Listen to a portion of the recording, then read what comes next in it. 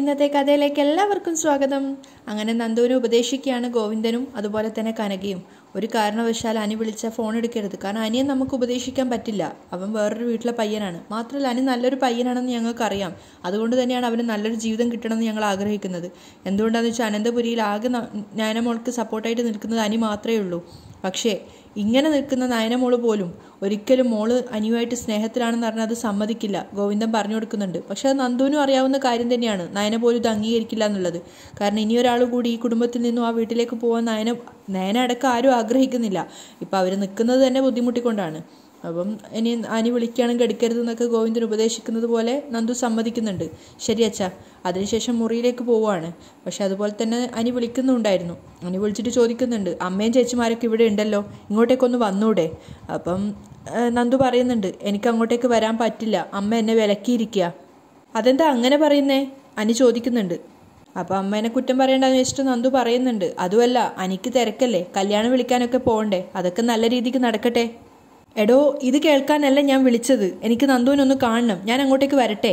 അപ്പം പെട്ടെന്ന് തന്നെ നന്ദു പറയുന്നുണ്ട്, അയ്യോ വേണ്ട. അതെന്താ വേണ്ടാത്തേ? അതൊന്നും അച്ഛൻ ഇഷ്ടമല്ല. നന്ദു പറയുന്നുണ്ട്. എന്നെ ശരിക്കും അവോയ്ഡ് ചെയ്യാണല്ലേ? അനി ചോദിക്കുക. ഒരിക്കലും അല്ല, പക്ഷേ നമ്മൾ തമ്മിൽ ഇനി കാണാത്തതാ നല്ലത്. അപ്പം അനി സങ്കടത്തോടെ പറയുന്നുണ്ട്, എടോ എനിക്ക് കുറച്ച് കാര്യങ്ങൾ സംസാരിക്കാനുണ്ട്. എന്തായാലും ഇപ്പോൾ വേണ്ട, പിന്നെ എപ്പോഴാ? അനി ചോദിക്കുന്നുണ്ട്. എന്തായാലും തൽക്കാലം കാര്യങ്ങളൊക്കെ ആയിട്ട് അനി മുന്നോട്ടേക്ക് പോ, അതാ നല്ലത്. അതും പറഞ്ഞ് അനിയോട് ബായ് പോലും പറയാതെ നന്ദു കോള് കട്ട് ചെയ്യാണ്. നവ്യ മൊബൈൽ എന്തോ നോക്കിക്കൊണ്ടിരിക്കുമ്പോഴാണ് കനക അങ്ങോട്ടേക്ക് വരുന്നത്. സ്നേഹത്തോടെ നവ്യമോളെ എന്നൊക്കെ വിളിച്ചുകൊണ്ടാണ് വരുന്നത്. കൈ കാണിക്ക്. എന്താ അമ്മേ? കൈ കാണിക്ക്. നവ്യ കൈ കാണിച്ച സമയത്ത് അമ്മ ഈ മൈലാഞ്ചി മോൾക്ക് ഇട്ട് തരാന്ന് പറയും. അപ്പം നവ്യ പറയുന്നുണ്ട്, അതൊന്നും വേണ്ട അമ്മേ. അത് പറഞ്ഞാൽ എങ്ങനെയാ, അമ്മ ഇട്ട് തരും എന്ന് പറഞ്ഞുകൊണ്ട് നവ്യക്ക് മൈലാഞ്ചി ഇട്ട് കൊടുക്കാൻ നോക്കുകയാണ്. അപ്പോഴേക്കും അത് കണ്ടുകൊണ്ടാണ് നയന അങ്ങോട്ടേക്ക് വരുന്നത്. അപ്പം നയന കുറുമ്പത്തിയായിട്ട് ചെറിയ കുട്ടികളെ പോലെ പറയുന്നുണ്ട്, ആഹാ മൂത്ത മോൾക്ക് മാത്രം ഇട്ട് കൊടുക്കുക അല്ലെ മൈലാഞ്ചി, എനിക്കും കൂടി ഇട്ട് തരണം, അങ്ങനെ വിട്ടാൽ പറ്റില്ലല്ലോ. അതൊക്കെ കാണുന്ന സമയത്ത് നവ്യക്കും കുസൃതി തോന്നുകയാണ്. കാരണം അവരുടെ ഒരു ഒത്തൊരുമയുള്ളൊരു ഇത്, അമ്മയും രണ്ട് മക്കളും തമ്മിലുള്ള ഒരു കൂടിച്ചേരൽ. അപ്പം നവ്യക്ക് അതിലൊക്കെ ഒരു എൻജോയ്മെന്റ് ഇപ്പോഴാണ് കണ്ടെത്താൻ പറ്റുന്നത്. അപ്പം നയന അടുത്തിരുന്ന സമയത്ത് കനക പറയുന്നുണ്ട്, ആദ്യം നവ്യമോൾക്ക് ഇട്ട് കൊടുക്കട്ടെ, എന്നിട്ട് ഇട്ട് തരാം. ഓക്കെ.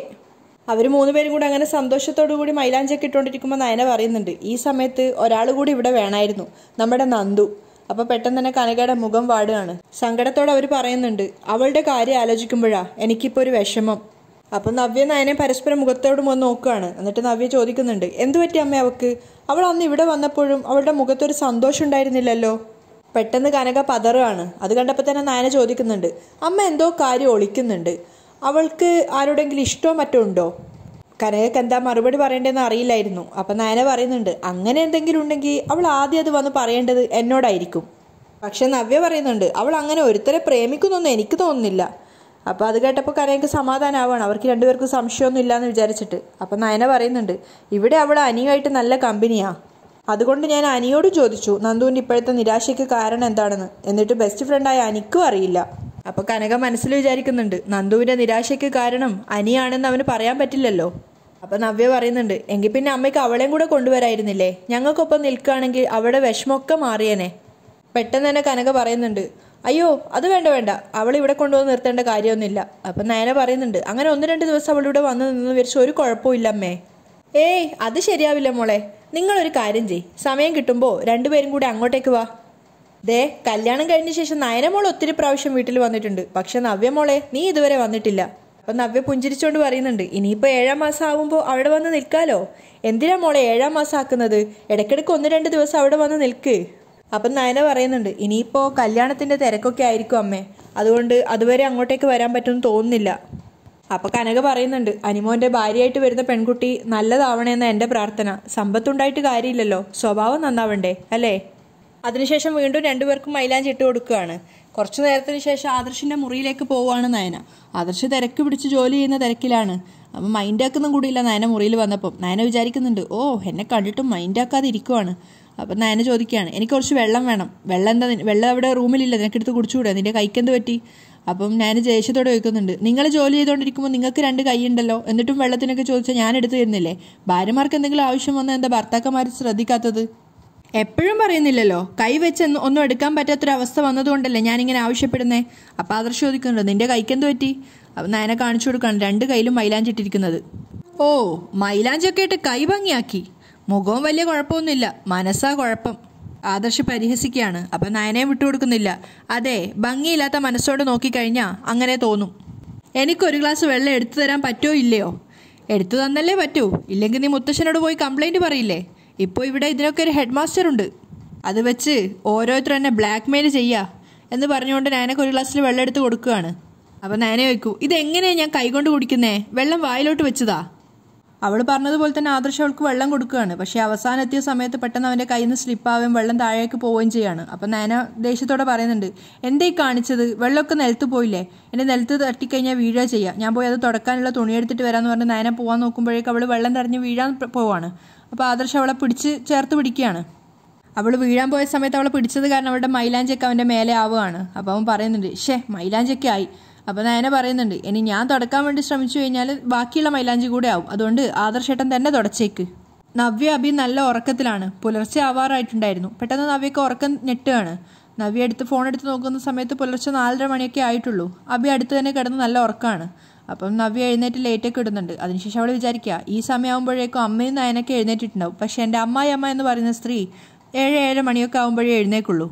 അതുകൊണ്ട് ജലജയ്ക്കൊരു മുട്ടം പണി കൊടുക്കാമെന്ന് വിചാരിച്ചിട്ട് നവ്യ നേരെ അമ്മായിയമ്മയുടെ നമ്പറിലേക്ക് വിളിക്കുകയാണ്. അപ്പോൾ ജലജ വിചാരിക്കുന്നുണ്ട്, ഇതൊന്നും ഇവൾ ഈ സമയത്ത് ഫോൺ എടുക്കുന്ന സമയത്ത് നവ്യ പറയുന്നുണ്ട്, ഉറക്കമൊക്കെ കഴിഞ്ഞോ? എന്താ കഴിഞ്ഞില്ല, നീ എന്നെ ഉറക്കോ? അല്ല, എനിക്ക് ഉറക്കം പോവാൻ നല്ല ചൂട് കോഫി വേണം, നവ്യ പറയാണ്. അപ്പോൾ ജലജ ചോദിക്കുന്നുണ്ട്, ഈ സമയത്ത് കോഫിയോ?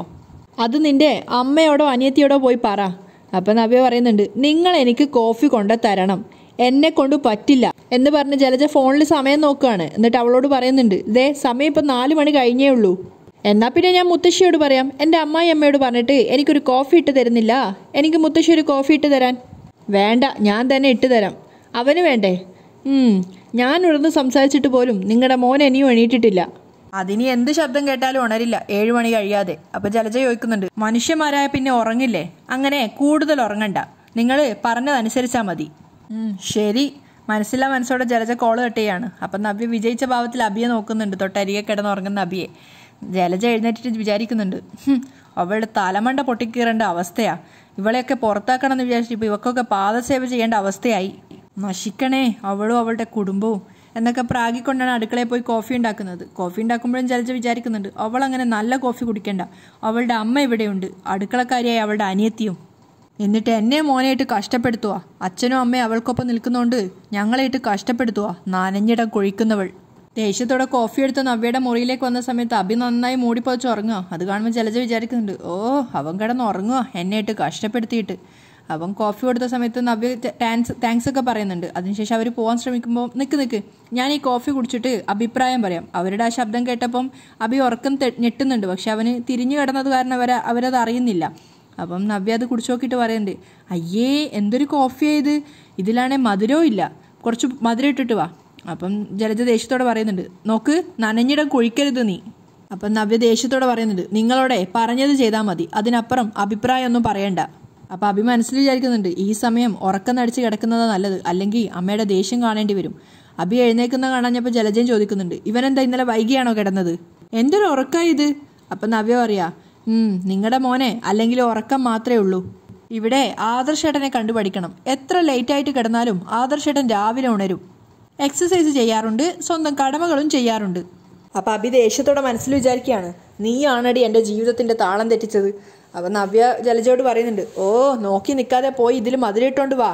അപ്പം ജലജ പരിഹാസത്തോടെ പറയാണ്, നീ കൂടെ വരുമായിരുന്നെങ്കിൽ ഇതിൽ പാകത്തിലുള്ള മധുരയിടാമായിരുന്നു. അപ്പം നവ്യ കളിയാക്കിയിട്ട് ചോദിക്കും, ഓ ഒരു കോഫിയിൽ മധുരയിടാൻ പോലും അറിയില്ലേ? ശരിയാ, എന്ന് വെച്ചാൽ എത്ര കാലം അടുക്കളയിലേക്കൊക്കെ ഇറങ്ങിയിട്ട്. ഇത്രയും കാലം അടുക്കളയിൽ ജോലിക്കാരി ഉണ്ടായിരുന്നു, അത് കഴിഞ്ഞപ്പോൾ നയനയും ജാനകി അമ്മായിയുമായി. എന്ന് വെച്ചാൽ രാവിലെ എഴുന്നേറ്റ് ഒരുങ്ങിക്കെട്ടി മറ്റുള്ളവരുടെ പരദൂഷണം പറയാനും ഭക്ഷണം കഴിക്കാനും മാത്രമല്ലേ വാ തുറക്കാറ്. അപ്പം ജലജയും വിട്ടുകൊടുക്കുന്നില്ല. ഓ നീ പിന്നെ ഇവിടെ വന്നപ്പോൾ തൊട്ട് ജോലി ചെയ്ത് തകർക്കുമായിരുന്നല്ലോ. അപ്പം നവ്യ പറയുന്നുണ്ട്, എനിക്കിപ്പോൾ ജോലിയൊന്നും ചെയ്യാൻ പറ്റാത്ത അവസ്ഥയാ, അത് മാറുമ്പോൾ മെല്ലെ അടുക്കളയിൽ കയറിക്കോളാം. ഏതായാലും നിങ്ങളിപ്പോൾ പറഞ്ഞത് ചെയ്യ്. ജലജ വീണ്ടും ചായക്കപ്പം കൊണ്ട് പോവുകയാണ്. അപ്പോൾ അബിയെ നോക്കിയിട്ട് നവ്യ വിചാരിക്കുന്നുണ്ട്, ഇവൻ ഉറങ്ങുവാണോ അതോ ഉറക്കം നടിച്ച് കിടക്കുവാണോ? എന്തേലും ആവട്ടെ, ഉറക്കം നടിക്കുന്നവരെ ഉണർത്താൻ പറ്റില്ലല്ലോ. ജലജ ദേഷ്യത്തോടെ വീണ്ടും അടുക്കളയെ കൊണ്ടുപോയിട്ട് ആ കോഫി ഒന്നുകൂടെ മധുരമൊക്കെ ഇട്ടിട്ട് ചൂടാക്കാൻ വേണ്ടി വെക്കും. പിന്നെ വിചാരിക്കും, വേണ്ട ഇനിയും തിളപ്പിച്ച് കൊണ്ടുപോയാൽ ആറ്റി കൊടുക്കാൻ വേണ്ടി പറയും. അങ്ങനെ വീണ്ടും അത് എടുത്തിട്ട് നവ്യക്ക് കൊണ്ടു കൊടുക്കുകയാണ്. ആ കുഴപ്പമില്ല. ഏതായാലും കോഫി കൊണ്ടുവന്നു. അതിൻ്റെ കൂടെ 2 ബിസ്ക്കറ്റ് കൂടി എടുത്തുകൂടായിരുന്നോ? ഇന്നേ നിനക്ക് നേരത്തെ ബ്രേക്ക്ഫാസ്റ്റ് തരാൻ പറയാം, ജലജ പറയുന്നുണ്ട്. അല്ലെങ്കിൽ തന്നെ ഈ സമയത്താണോ ബിസ്ക്കറ്റ് കഴിക്കുന്നത്? അപ്പം അവൾ ചോദിക്കൂ, അല്ല അതിന് ബിസ്ക്കറ്റ് കഴിക്കാൻ സമയവും കാലമൊക്കെ ഉണ്ടോ?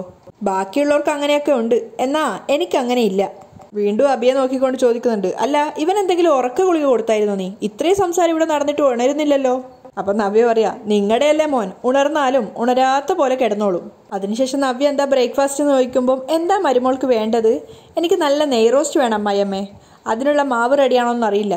അതിനെന്താ മാവ് റെഡിയാക്കണം? ആട്ടുകയോ മിക്സിയിൽ അരക്കുകയോ ഒന്നും വേണ്ടല്ലോ, മാവ് ഫ്രിഡ്ജിലുണ്ടല്ലോ, അത് റെഡിയാക്കിയാൽ പോരെ? ആ ശരി ശരി, ആദ്യം കോഫി ഒന്ന് കുടിക്ക്, അതൊന്ന് ദഹിക്കട്ടെ, എന്നിട്ട് എന്താന്ന് വെച്ചാൽ ചെയ്യാം. അതും പറഞ്ഞുകൊണ്ട് അവർ പോവാണ്. അതിനുശേഷം നവ്യ വിചാരിക്കുന്നുണ്ട്, ഇവൻ എന്തായാലും ഉറങ്ങുകയല്ല, ഉറക്കം നടിച്ച് കിടക്കുക. ഈ ചൂട് കോഫി അവൻ്റെ മുഖത്തേക്ക് ഒഴിച്ചു കൊടുത്താലോ? അയ്യോ, ഇനി ഈ കോഫിയിൽ അവരെന്തെങ്കിലും കലക്കിയിട്ടുണ്ടാവോ കുഞ്ഞിനെ കളയാൻ? ഏയ്, അങ്ങനെ ചെയ്താൽ അവർക്കിവിടെ പിന്നെ ജീവിതമില്ലാന്ന് അവർക്കറിയാം. രാവിലെ എഴുന്നേറ്റ് കനക നേരെ വന്നത് ദേവയാനിയുടെ അരികിലേക്കാണ്. ദേവയാനി പത്രം വായിച്ചുകൊണ്ടിരിക്കുകയാണ്. പക്ഷെ കനകയെ വലിയ മൈൻഡാക്കുന്നൊന്നുമില്ല. അപ്പം കനക പറയുന്നുണ്ട്, കല്യാണം കഴിഞ്ഞ് എൻ്റെ 2 പെൺമക്കൾ ഇങ്ങോട്ടേക്ക് വന്നിട്ട് 6-7 മാസമായി. പക്ഷേ എനിക്ക് ആദർശ് മോൻ്റെ അമ്മയോട് ഇതുവരെ സംസാരിക്കാൻ പോലും പറ്റിയിട്ടില്ല.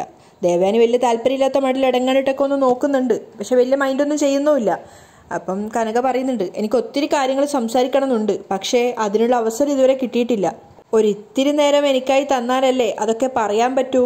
അപ്പോൾ ദേവയാനി പറയുന്നുണ്ട്, എനിക്കൊന്നും പറയാനുമില്ല, ഒന്നും കേൾക്കാനുമില്ല, അതുകൊണ്ടാണ് നിന്നോട് ഞാൻ സംസാരിക്കാൻ വരാത്തത്. അപ്പോൾ കനക സങ്കടത്തോടെ പറയുന്നുണ്ട്, ആദർശ് മോനെ പോലൊരു മകനെ കിട്ടുന്നത് ഏതൊരു അമ്മയുടെയും ഭാഗ്യ.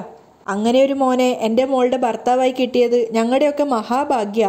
അപ്പോൾ ദേവയാനി പറയുന്നുണ്ട്, ഈ കല്യാണത്തിലൂടെ ആകെ നേട്ടമുണ്ടായത് നിനക്കും നിന്റെ വീട്ടുകാർക്കും മാത്രം. അല്ലാതെ ഈ വീട്ടിൽ അതിനുശേഷം എന്തൊക്കെയാ പ്രശ്നങ്ങളുണ്ടായെന്ന് അറിയാലോ? അറിയാം, അർഹതയില്ലാതെ കടന്നു വന്നവർ എൻ്റെ മക്കൾ. അനന്തപുരി തറവാട്ടിൽ കയറാൻ യോഗ്യത പോലും ഇല്ലാത്തവർ. അതിനു മുമ്പ് ഈ വീട് ഞാൻ കണ്ടിട്ട് പോലും ഇല്ല. പക്ഷേ മൂർത്തീസ് ജ്വല്ലറി കണ്ടിട്ടുണ്ട്, പക്ഷേ പുറത്തു നിന്നും. ഞങ്ങൾ പാവപ്പെട്ടവർ ചെറിയ ജ്വല്ലറിയിൽ നിന്നല്ലേ സ്വർണം വാങ്ങുക. അത്തരം ജ്വല്ലറിയിൽ നിന്നും കിട്ടുന്ന സ്വർണത്തിന് മാറ്റ് കുറയും. അതുപോലെയാ നിൻ്റെയും നിൻ്റെ മക്കളുടെയും കാര്യം. മായം കലർന്ന അമ്മയ്ക്ക് ജനിച്ച മായം കലർന്ന മക്കൾ. അതുപോലെയാ ഞാൻ നിന്നെയും നിൻ്റെ മക്കളെയും കാണുന്നത്. അപ്പം കനക സങ്കടത്തോടെ പറയുന്നുണ്ട്, അറിയാം, അത് മനസ്സിലാക്കിയിട്ടാ ഞാൻ അവരെ കൂട്ടിക്കൊണ്ട് പോയിക്കോട്ടെ എന്ന് ചോദിച്ചത്. എൻ്റെ നവ്യമോളുടെ മനസ്സിൽ മായം കലർന്നിട്ടുണ്ട്, ഞാനും അങ്ങനെ തന്നെയാ. പക്ഷേ എൻ്റെ നയനമോള്, അവൾ മൂർത്തീസ് ജ്വല്ലറിയിലെ സ്വർണത്തിൻ്റെ മാറ്റുണ്ടെന്ന് ഞാനല്ല, ഇവിടുത്തെ മുത്തശ്ശൻ തന്നെയാണ് പറഞ്ഞിട്ടുള്ളത്. അത് കേട്ടപ്പോൾ ദേവയാനി വെറുപ്പോടെ പറയുന്നുണ്ട്, അവൻ്റെ മുത്തശ്ശൻ്റെ കരുണ പിടിച്ചു പറ്റിയാ അവൾ ഈ കുടുംബത്തിലെ ഒരു അംഗമായി മാറിയത്. അല്ലെങ്കിൽ എന്നേ അവൾക്ക് ഈ വീട്ടിൽ നിന്നും പുറത്തു പോവേണ്ടി വന്നേനെ. അപ്പോൾ കനക പറയാണ്, അതെ, ആദർശ് മോൻ്റെ മുത്തശ്ശൻ്റെ മുത്തശ്ശിയുടെ അനുവാദം വാങ്ങിത്തന്ന നിങ്ങളാണേ. ദേവയാനിയുടെ തലയിൽ തൊട്ട് പറയാണ്, ഞാൻ എൻ്റെ മക്കളെ ഇവിടുന്ന് കൂട്ടിക്കൊണ്ട് പോയിക്കോളാം. നവ്യമോളുടെ വയറ്റിലിപ്പോൾ ഒരു കുഞ്ഞുണ്ട്, അതുകൊണ്ട് അവൾ ചിലപ്പോൾ വിളിച്ചാൽ വരില്ല. എന്നാൽ എൻ്റെ നയനമോളെ ഞാൻ ഇവിടുന്ന് കൂട്ടിക്കൊണ്ട് പോയിക്കോളാം. അതിനുശേഷം ആദർശ് മോനെ കൊണ്ട് നല്ലൊരു കല്യാണം കഴിപ്പിക്കണം. അങ്ങനെ കല്യാണം കഴിപ്പിച്ചെങ്കിൽ മാത്രമേ ആദർശ് മോൻ്റെ അമ്മ ഒരു മുത്തശ്ശിയാവൂ. അപ്പോൾ ദേവയാനി സംശയത്തോട് ചോദിക്കുന്നുണ്ട്, അതെന്താ, നിൻ്റെ മകൾക്ക് എന്തെങ്കിലും കുഴപ്പമുണ്ടോ? അല്ല, എല്ലാം മറച്ചു വെച്ച് നടക്കുന്നവരാ നീയും നിൻ്റെ മക്കളും. അവൾക്കൊരമ്മയാവാൻ ഭാഗ്യമില്ലാന്ന് നീ നേരത്തെ അറിഞ്ഞിരുന്നോ? അയ്യോ, നേരത്തെയൊന്നും ഞാൻ അറിഞ്ഞിട്ടില്ല. അല്ലെങ്കിൽ തന്നെ കല്യാണം കഴിയും മുന്നേ അത്തരം സംശയങ്ങളൊന്നും ഒരമ്മമാർക്കും തോന്നാറില്ലല്ലോ. കല്യാണശേഷം കുട്ടികൾ ഉണ്ടാവാതിരിക്കുമ്പോഴല്ലേ ഓരോരോ ടെസ്റ്റുകളൊക്കെ ചെയ്ത് ഇതൊക്കെ നോക്കുന്നത്. അപ്പം ദേവയാനി ചോദിക്കുന്നുണ്ട്, ഇപ്പം എന്തോ ടെസ്റ്റ് ചെയ്ത് നോക്കിയോ? എന്നിട്ട് അവൾക്ക് അങ്ങനെ ഒരു കുറവുണ്ടെന്ന് നീ മനസ്സിലാക്കിയോ? എന്തോ ഒരു കാര്യം നിന്റെ മനസ്സിൽ കിടപ്പുണ്ടല്ലോ, അതല്ലേ നീ ഇങ്ങനെയൊക്കെ പറയുന്നത്? അപ്പോൾ കനക സങ്കടത്തോടെ പറയാണ്, എന്ത് പറയണമെന്ന് എനിക്കറിയില്ല. മിക്ക ആൾക്കാരും മറ്റുള്ളവർക്ക് വേണ്ടി ജീവിക്കുമെങ്കിലും കുറച്ചൊക്കെ സ്വന്തം കാര്യങ്ങൾ നോക്കും. എന്നാൽ അങ്ങനെ ഒരു കുട്ടിയല്ല എൻ്റെ നയനമോള്. അവൾ മറ്റുള്ളവർക്ക് വേണ്ടി മാത്രം ജീവിക്കുന്നവളാ. അപ്പോൾ ദേവയാനി പുച്ഛത്തോടെ പറയും, അങ്ങനെയൊന്നും എനിക്ക് തോന്നിയിട്ടില്ല. അപ്പോൾ കനക ദേഷ്യത്തോടെ മനസ്സിൽ വിചാരിക്കുക, തോന്നണമെങ്കിൽ ഞാൻ അവർക്ക് പിന്നാലെ നടന്നതുപോലെ നിങ്ങളും നടക്കണം. അവരുടെ ബെഡ്റൂമിൽ എന്താ നടക്കുന്നതെന്ന് അറിയാൻ ശ്രമിക്കണം. അപ്പോൾ കനകൊന്നും മിണ്ടാഞ്ഞപ്പം ദേവയാനി ചോദിക്കുന്നുണ്ട്, നീ എന്തൊന്നും മിണ്ടാത്തേ? ഏയ് ഒന്നുമില്ല, ആഗ്രഹങ്ങളൊക്കെ അടക്കി ജീവിക്കുന്നവളെ എൻ്റെ മോളെന്ന് എനിക്ക് തോന്നി. പിന്നെ ഈ വീട്ടിനകത്ത് 2-3 പേർക്ക് ചെയ്യാനുള്ള ജോലിയുണ്ട്, അതൊക്കെ എൻ്റെ മോളെ കൊണ്ട് ചെയ്യിപ്പിച്ചോ. ഇനിയും അതിനും അപ്പുറം എന്തെങ്കിലും ജോലി ഉണ്ടെങ്കിൽ അത് അവൾക്ക് കൊടുക്കണം. എങ്കിലേ അവൾക്ക് പലതും മറക്കാൻ പറ്റൂ. ഒറ്റയ്ക്കിരുന്ന് ചിന്തിക്കാനുള്ള അവസരം ഉണ്ടായാൽ ചിലപ്പോൾ എൻ്റെ മോൾ കരഞ്ഞെന്ന് വരും. പാവം, അവളുടെ ഉള്ളിൽ അത്രയ്ക്ക് സങ്കടമുണ്ട്. ഏതായാലും നവ്യമോൾക്കൊരു കുഞ്ഞ് ജനിക്കുമല്ലോ, ആ കുഞ്ഞിനെയൊക്കെ വളർത്തി എൻ്റെ മോള് സങ്കടം മാറ്റിക്കോട്ടെ. ദേവയാനിക്ക് ഒരുപാട് സംശയങ്ങളുണ്ട് കനകയുടെ ഈ പെരുമാറ്റത്തിൽ. കനക അത് പറഞ്ഞ് കരഞ്ഞുകൊണ്ട് തിരിച്ചു പോവുകയാണ്. വീണ്ടും തിരിച്ചു വന്നിട്ട് ദേവയാനിയോട് പറയുന്നുണ്ട്, എത്രയൊക്കെ പറഞ്ഞാലും ഏതൊരു പെൺകുട്ടിക്കും ആഗ്രഹം കാണില്ലേ സ്വന്തം കുഞ്ഞിനെ ലാളിക്കണമെന്ന്. അപ്പോൾ ദേവയാനി ചോദിക്കുകയാണ്, നീ എന്തേ ഈ പറയുന്നത്? അപ്പോൾ കനക സങ്കടത്തോടെ അവരെ നോക്കി നിൽക്കുന്നിടത്തായിട്ടാണ് ഇന്നത്തെ എപ്പിസോഡ് വൈൻഡപ്പ് ചെയ്യുന്നത്.